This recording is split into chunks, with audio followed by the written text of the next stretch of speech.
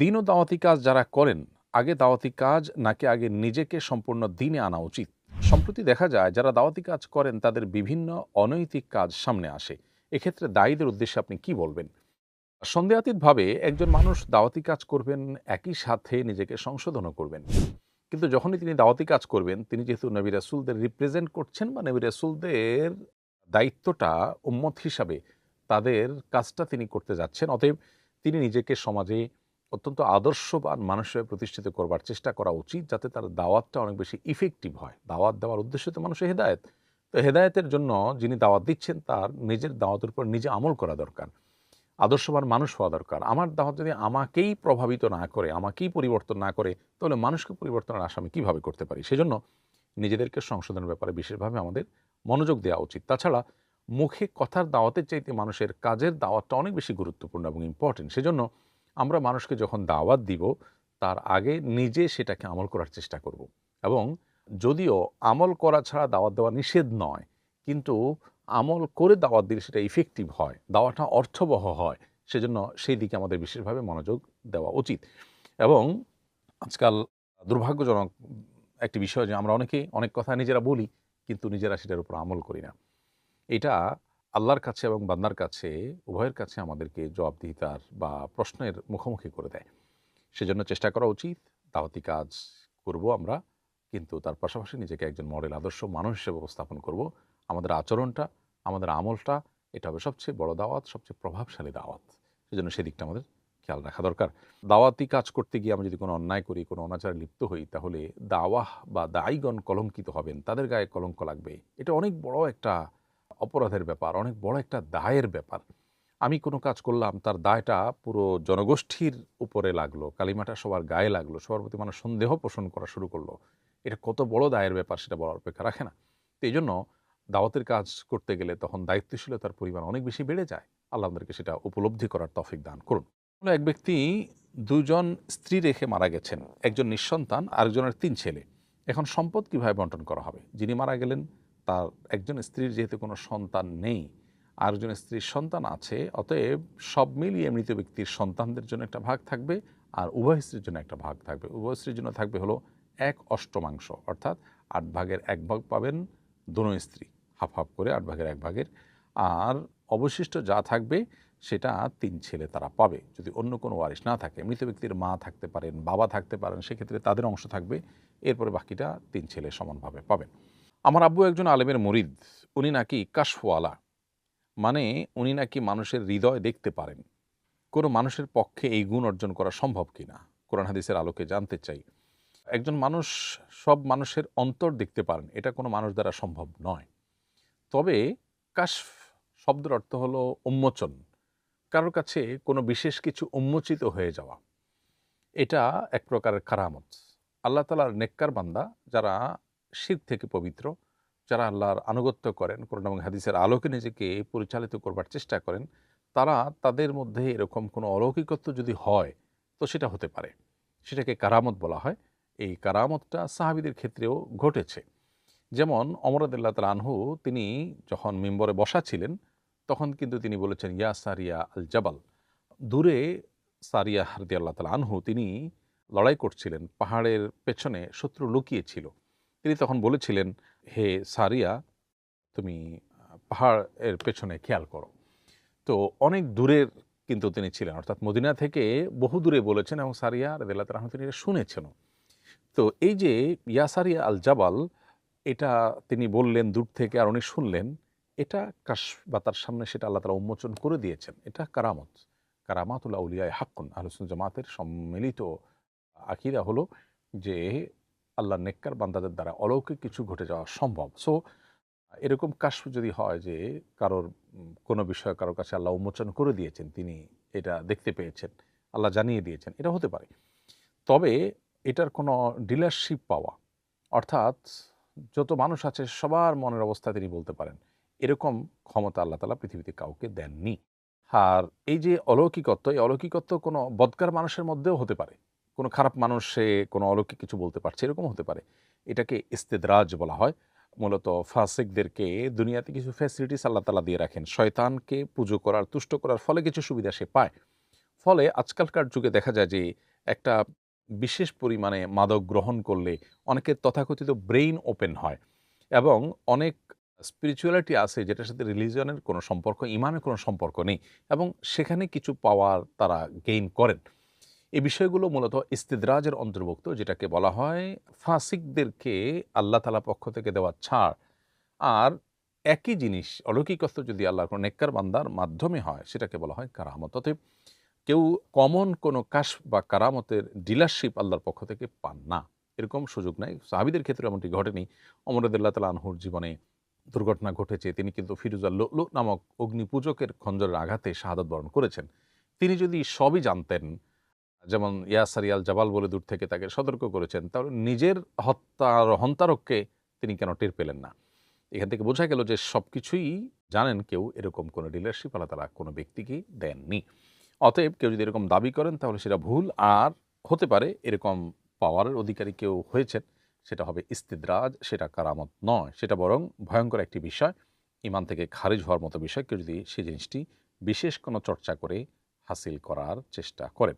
আমি জাদুগ্রস্ত একজন রাখি, তিনি কোরআনের আয়াত সলতে বানিয়ে পুড়িয়ে তার ছাই শরীরে মাখতে বলেছেন। চিকিৎসার উদ্দেশ্যে এমনটা করা যাবে কিনা? কোরআন আয়াতকে, লিখিত আয়াতের অংশকে পুড়িয়ে ছাই করে শরীরে মাখা, এটা কোরআনের প্রতি অবমাননা এবং অসম্মানের শামিল। এ কাজ থেকে বিরত থাকতে হবে। জাদুগ্রস্ত হলে সেটার শরীয়ী সম্মত রুকিয়ার বহু উপায় আছে। কোরআনে কারিমের আয়াত, বিশিষ্ট আয়াতগুলো তেলাওয়াত করে পানিতে ফু দিয়ে সেটা দিয়ে গোসল করার, বড়ই পাতা সহ গোসল করার একটা প্রসিদ্ধ নিয়ম আছে। এর বাইরে আরও কোরআন এবং হাদিসের আলোকে যে রুকিয়া বা ঝাড়ফুঁক হতে পারে সেগুলো কোনোটি আপনি গ্রহণ করতে পারেন।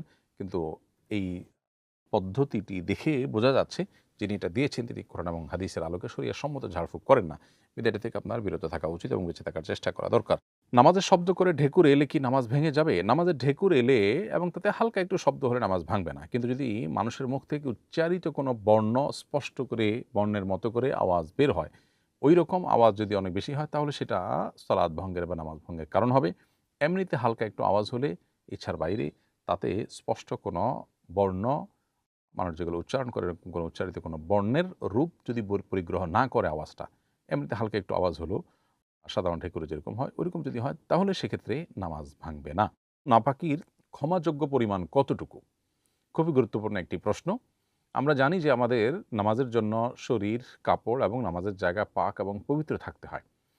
এই পবিত্রতাটা নষ্ট হয় যে সমস্ত অপবিত্র জিনিস লাগার ফলে।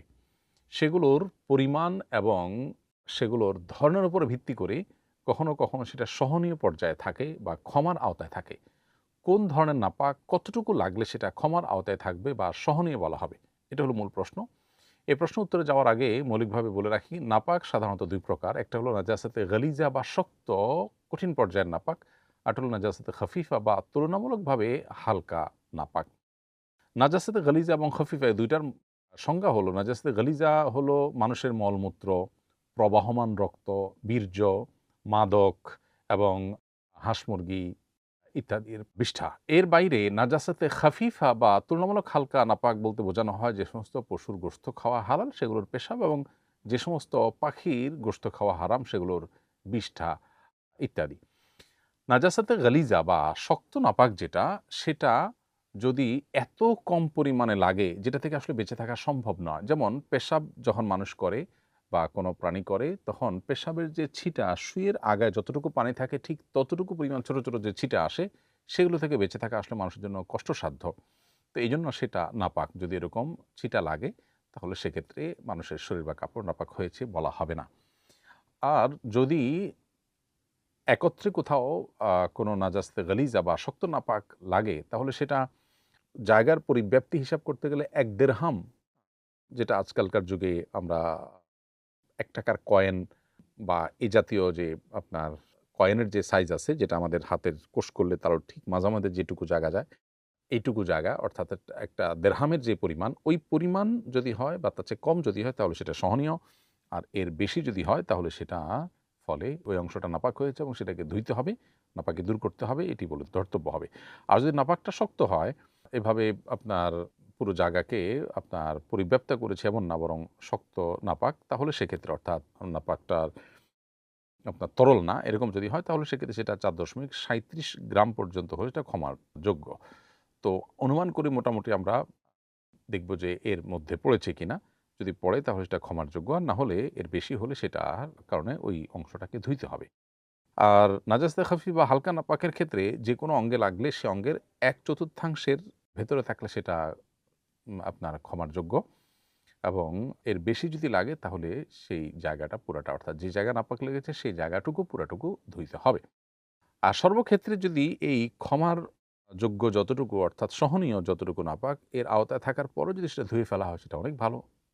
কারণ আল্লাহ তাআলা কোরআনে বলেছেন, ইন্নাল্লাহা ইউহিব্বুত তাওয়াবিন ওয়া ইউহিব্বুল মুতাতাহহিরিন।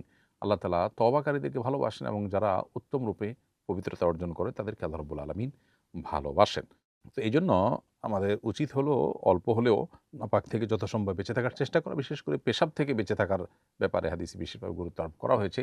কবর আযাব বেশিরভাগই হয়ে থাকে চগলখড়ি এবং পেশাব থেকে ভালো করে পবিত্রতা অর্জন না করার ফলে। এজন্য এই বিষয়টিতে আমাদের একটু ভালোভাবে মনোযোগ দেওয়া দরকার। আমার একটা মুরগির খামার আছে। স্বাভাবিকভাবে প্রতিদিন কিছু মুরগি মারা যায়। আমার এক পরিচিত ব্যক্তি মাগুর মাছ চাষ করেন। তিনি মাছের খাদ্য হিসেবে এসব মৃত মুরগি আমার কাছ থেকে কিনে নেন। মৃত মুরগি বিক্রি করা জায়েজ আছে কিনা? উত্তর হলো, যে বিষয়ের বৈধভাবে ব্যবহার করা সম্ভব সেটার ক্রয় বিক্রয় জায়েজ। মুরগি মারা যাওয়ার পর যদি মারা যায় জবে ছাড়া, তাহলে সেই মৃত মুরগি খাওয়া মানুষের জন্য, মুসলমানের জন্য হালাল নয়। কিন্তু সেটা পশু পাখির খাদ্য হিসাবে তারা খেতে পারে, তাদের জন্য তার হালাল হারামের বিধান প্রযোজ্য নয়। তো যেহেতু এটাকে বৈধভাবে ব্যবহার করার সুযোগ আছে, অতএব এটার কেনা বেচারও সুযোগ আছে, বিধায় আপনি এটা বিক্রি করতে পারবেন। যদি আপনার এমন হতো যে এটার ব্যবহারটাও বৈধ ক্ষেত্রে না, বরং অবৈধভাবে ব্যবহার করতে হবে, বৈধ ব্যবহার করার কোনো স্কোপ নাই, যেমন ধরুন মাদক, এটা যেই কিনবে সে পান করবে, এটা বৈধ ব্যবহার করার স্কোপই নেই, তাহলে সেটা বিক্রি করাও না জায়েজ, হারাম। কিন্তু মৃত মুরগি বা মৃত পশু, সেটা যদি অন্য কোনো পশুর খাবার হিসাবে বা অন্য কোনো কাজে ব্যবহার করা যায়, যেটাকে শরিয়া দৃষ্টিকোণ থেকে বৈধ বলা যায়, তাহলে সেক্ষেত্রে সেটার কেনা বেচা উভয়টাই বৈধ। বিধায় আপনার ফার্মের মৃত মুরগি আপনি বিক্রি করতে পারেন এবং আপনার বন্ধু মাছের খামারের জন্য সেটা কিনতেও পারবেন, এবং সেটি নাজায়েজ হবে না। আমাদের গ্রামের এক ব্যক্তি প্রকাশ্যে শিরক করতেন এবং শিরক প্রচার করতেন। তিনি কিছুদিন আগে মারা গেছেন। তার জানাজা পড়া নিয়ে সবার মধ্যে প্রশ্ন উঠেছে, শিরকারী ব্যক্তির জানাজা পড়ার বিধান কি? প্রিয় দর্শক, শিরক দুই প্রকার, একটা বড় শিরক, শিরকে আকবার, আর একটা হলো শিরকে আসগার বা ছোট শিরক। বড় শিরকে যদি কেউ লিপ্ত থাকে তাহলে সে ইসলাম থেকে খারিজ হয়ে থাকে, এবং এর ফলশ্রুতিতে একজন অমুসলিমের মতো করে তারও জানাজা পড়া যায় না। আর যদি ছোট শিরকে লিপ্ত হয় তাহলে সেক্ষেত্রে তার জানাজা পড়তে হবে, মুসলমানরা তার জানাজা পড়বেন, এবং সে এর ফলে মুশরিক হয়ে যায় না, ইসলামের গণ্ডিতে খারিজ হয়ে যায় না। তিনি কী ধরনের শিরকে লিপ্ত ছিলেন এ বিষয় নিয়ে বিস্তারিতভাবে কোনো আলিমের কাছ থেকে জানার চেষ্টা করবেন। আপনি যদি এ সম্পর্কে বিস্তারিত ধারণা পেতে চান 2-3-4 পৃষ্ঠার আর্টিকেলের মাধ্যমে, তাহলে সেক্ষেত্রে মৌলিক আউটলাইন পেতে হলে আমাদের ইমানের অপরিহার্য পাঠ বইটি পড়তে পারেন। সে বইয়ে আলহামদুলিল্লাহ ইমান ভঙ্গের যে সম্ভাব্য এবং প্রচলিত এই সময়ের যে সমস্ত কারণগুলো পাওয়া যায়, সেগুলোকে আমরা বিস্তারিতভাবে এমনভাবে তুলে ধরেছি যেখান থেকে মৌলিক একটা আউটলাইন এবং রোড ম্যাপ পাওয়া যায়। তো সেটা আপনি পড়ে দেখতে পারেন। এর বাইরে শিরকটা কোন পর্যায়ে, এর ফলে তাকে ইসলাম থেকে খারিজ হয়ে গেছে বলা যায় কিনা, এ বিষয়গুলো আমাদের সর্বস্তরের সাধারণ মানুষ যেনতেনভাবে সিদ্ধান্ত নেওয়ার মতো বিষয় নয়। বিচক্ষণ বিদগ্ধ আলেম মুফতিগণ সেটার উপরে আলোচনা পর্যালোচনা করে তারপরে সিদ্ধান্ত গ্রহণ করবেন। কারণ একটা মানুষকে আসলে ইসলাম থেকে খারিজ হয়ে গেছেন এই বলাটা অনেক বড় কথা। এটা সচরাচর যদি ইসলামী শরিয়া বা ইসলামী রাষ্ট্র কায়েম থাকে, তাহলে সেক্ষেত্রে কোনো ব্যক্তি আসলে এককভাবে বলার জিনিসও না, এটা ঘোষণার জিনিস, বোর্ড বসে যেটা রীতিমতো ঘোষণা দেওয়ার মতো বিষয়। কিন্তু দুর্ভাগ্যজনক বিষয় হলো আজকাল আমরা জানাতনভাবে ঠুনকো কারণে একজন আরেকজনকে কাফের বলে দিচ্ছি। সহিহ বুখারীতে হাদিসে আসছে, নবী সাল্লাল্লাহু আলাইহি ওয়াসাল্লাম বলেছেন, যদি কোনো ব্যক্তি কোনো ব্যক্তিকে কাফের বলে অথচ সে কাফের নয়, তাহলে যে বলেছে ফাকাদ বাআ বিআহাদুহুমা, তাহলে দুজনের একজন কাফের হবেই, অর্থাৎ একজনের দিকে এটা বর্তাবে। বিষয়টা খুবই ভয়ঙ্কর ব্যাপার। তো এই জন্য ব্যাপারে আমাদের সতর্ক থাকা দরকার। নির্দিষ্ট একটি গরু দিয়ে কোরবানি করব বলে নিয়ত করেছিলাম, কিন্তু গরুটির নতুন বাচ্চা হওয়ায় গত ঈদে কোরবানি করা হয়নি। এখন সামনের বছর পর্যন্ত রাখা আমার জন্য কষ্টসাধ্য। কি করতে পারি? কোরবানির জন্য কোনো গরু যদি কেউ রাখেন, নিয়ত করেন, তাহলে ওই গরুটিই কোরবানি করতে হবে এমন কোনো বাধ্যবাধকতা নেই। সে গরুর নতুন বাচ্চা হয়েছে এবং সেটা কোরবানি করা যায়নি, তার জায়গায় আপনি অন্য কোনো গরু কোরবানি করলেন, সেটা কিন্তু যথেষ্ট। যদি মানত হয়ে থাকে যে এই গরুটাই আমি কোরবানি করব, এরপর আমি মানত করলাম, তাহলে সেক্ষেত্রে সেটাই আপনাকে কোরবানি করতে হবে। মানত যদি আপনি না করেন তাহলে সেক্ষেত্রে যে গরু কোরবানি করার নিয়ত করেছেন এটাই আপনাকে করতে হবে, এমন কোনো বাধ্যবাধকতা নেই। অন্য গরু কোরবানি করার মধ্য দিয়ে আপনার কোরবানি করার যে নিয়ত সেটা আদায় হয়ে যাবে। মানত যদি আপনি করে থাকেন তাহলে এই গরুই কোরবানি করতে হবে। কোরবানির সময় চলে গিয়ে থাকলে পরবর্তী কোরবানি পর্যন্ত অপেক্ষা করবেন, তারপরে এই গরু কোরবানি করবেন। বৈধ কোনো সমিতির সদস্য নির্ধারিত সময় মাসিক চাঁদা পরিশোধ না করলে তার কাছ থেকে বিলম্ব ফি আদায় করা জায়েজ হবে কিনা? শরিয়া দৃষ্টিকোণ থেকে বিলম্ব ফি আদায় করা সঠিক নয়। বিলম্ব ফি আদায় করা বা আর্থিক জরিমানা নেওয়া এটা জায়েজ নয়। আমাদের দেশে বিদ্যুৎ বিল ইত্যাদিতে এটি নেওয়া হয়ে থাকে, শরিয়া দৃষ্টিকোণ থেকে এটা জায়েজ নয়। যারা গ্রাহক তারা যেহেতু দিতে বাধ্য, অতএব তাদের গুনাহ হবে না, কিন্তু যারা নিচ্ছেন তাদের গুনাহ হবে। একান্ত যদি মনে হয় যে টাকা পয়সার ছাড়া অন্য কোনো জরিমানা দিয়ে আসলে এটা কন্ট্রোল করা যাবে না, তাহলে সেক্ষেত্রে সেটাকে ভিন্ন ফরম্যাটে করা যেতে পারে। যেমন আপনার সমিতিতে বা কোনো শিক্ষা প্রতিষ্ঠানে যদি এরকম পরিস্থিতি হয় যে আর্থিক জরিমানা ছাড়া কোনো উপায় না থাকে, তাহলে সেক্ষেত্রে তার অ্যাডমিশন ক্যানসেল হবে অপরাধ করলে, এরপর রিঅ্যাডমিশন লাগবে, রিঅ্যাডমিশন ফি দিবে তখন, অথবা এরকম কোনো ফরম্যাটে যদি থাকে সেটা জায়েজ হতে পারে। আর এই যে ফি যেটা আপনার বিলম্ব ফি যদি এটা নিয়ে থাকেন তাহলে এটা আমানত হিসেবে থাকবে এবং একটা সময় পার হওয়ার পর যার কাছ থেকে আদায় করেছেন তাকে ফেরত দিবেন। অর্থাৎ আপনি নিলেন, কিছুকাল তা রাখার পর একটা সময় তাকে ফেরত দিলেন। তাতে তার বোধোদয় হওয়ার সুযোগও তৈরি হলো। আবার এদিকে আপনি টাকাটা ভোগও করলেন না। এভাবেই আপনি মোটামুটি একটি বের হওয়ার পথ খুঁজে দেখার চেষ্টা করতে পারেন। আসুন্নাহ ফাউন্ডেশন, উম্মার স্বার্থে সুন্নাহর সাথে।